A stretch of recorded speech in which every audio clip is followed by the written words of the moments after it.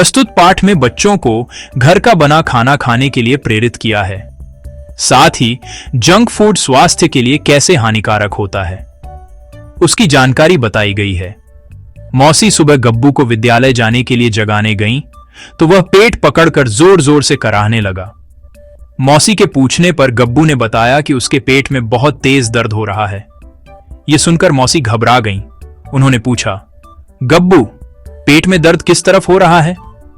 गब्बू कभी पेट के दाईं ओर हाथ रखता तो कभी बाईं ओर और कभी पेट से थोड़ा ऊपर। मौसी ने सोचा, गब्बू विद्यालय न जाने के बहाने बना रहा है। कुछ सोचकर उन्होंने कहा, मैं अभी डॉक्टर को बुलाती हूं, वे तुम्हारे पेट में इंजेक्शन लगाएंगे तो दर्द ठीक हो जाएगा।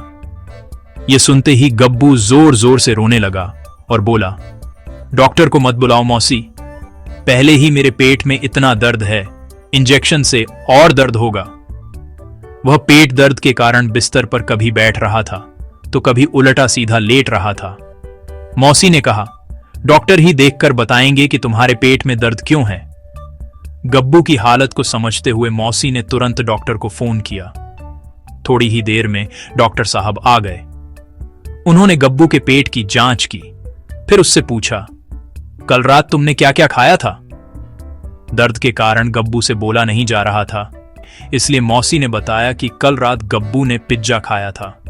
डॉक्टर ने फिर पूछा, हर रोज खाने में क्या क्या खाता है? मौसी बोली, गब्बू घर का भोजन बिल्कुल पसंद नहीं करता डॉक्टर साहब, कभी जोर देने पर बहुत मुश्किल से थोड़ा सा खा लेता है, वरना उसे हर रोज pizza, burger, french fries, chilli potato, patties, samosa जैसी चीजें ही खाने को चाहिए। जब इसके मम्मी पापा इन चीजों के लिए इसे पैसे नहीं देते तो यह रोकर जिद करता है। इसकी माँ बड़े प्यार से इसे टिफिन में घर में बना भोजन देती है, उसे यह विद्यालय में नहीं खाता। डॉक्टर ने सारी बात समझ ली कि गब्बू के पेट में दर्द इसी वजह से है। वे बोले, इसकी आंत कमजोर हो गई है, उनमें मैदा चिपक गया है, क्योंकि गब्बू मैदे से बनी चीजें ही खाता है। उन्होंने गब्बू को पेट दर्द की दवा दी और उससे वादा लिया कि अब से वह बाहर की चीजें नहीं खाएगा, केवल घर में बना साफ सुथरा भोजन हो खाएगा।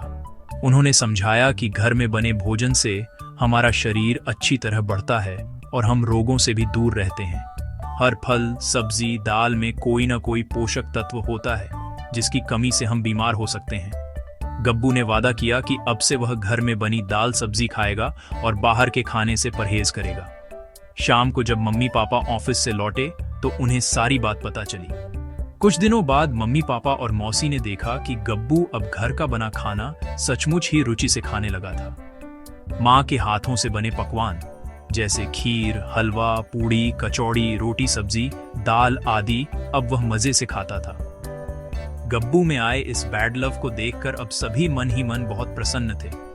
उसके माता पिता और मौसी गब्बू को फिर से स्वस्थ और मुस्कुराता देख बहुत खुश थे। तो बच्चों, हमने गब्बू की कहानी से क्या सीखा? जंक फूड स्वादिष्ट लग सकता है, लेकिन बहुत ज्यादा खाना हमारे पेट के लिए अच्छा नहीं है। घर का खाना, सब्जियां, दालें और फल हमें मजबूत बनाते हैं और हमें स्वस्थ रखते हैं। आओ ये भी जानें। स्वस्थ आहार की आदतें हमें अपने पाचन तंत्र को ठीक से काम करने में मदद करने के लिए निम्नलिखित आदतों को विकसित करना चाहिए। इससे शरीर फिट और स्वस्थ रहेगा। भोजन करने से पहले और बाद में हाथों को साबुन से अच्छी तरह धोना चाहिए। भोजन करते समय कभी भी कोई अन्य कार्य नहीं करना चाहिए। भोजन को निगलने से पहले उसे अच्छी तरह चबाकर धीरे धीरे खाना चाहिए। भोजन को अच्छी तरह से बिना चबाए पानी के साथ निगलना नहीं चाहिए। पूरा भोजन करने के बाद तुरंत पानी नहीं पीना चाहिए। 25-30 मिनट बाद पीना चाहिए। बच्चों, हमेशा याद रखें, जंक फूड सेहत बिगाड़ता है, लेकिन घर का बना खाना शरीर को मजबूत बनाता है। तो आज से ही संकल्प लें, ताज़ा, पौष्टिक और घर का बना भोजन ही खाएं। और हाँ, अगर आपको ये वीडियो अच्छा लगा हो तो इसे अपने दोस्तों और परिवार के साथ शेयर करें, चैनल को सब्सक्राइब करें और बेल आइकन दबाना न भूलें, क्योंकि स्वास्थ्य ही धन है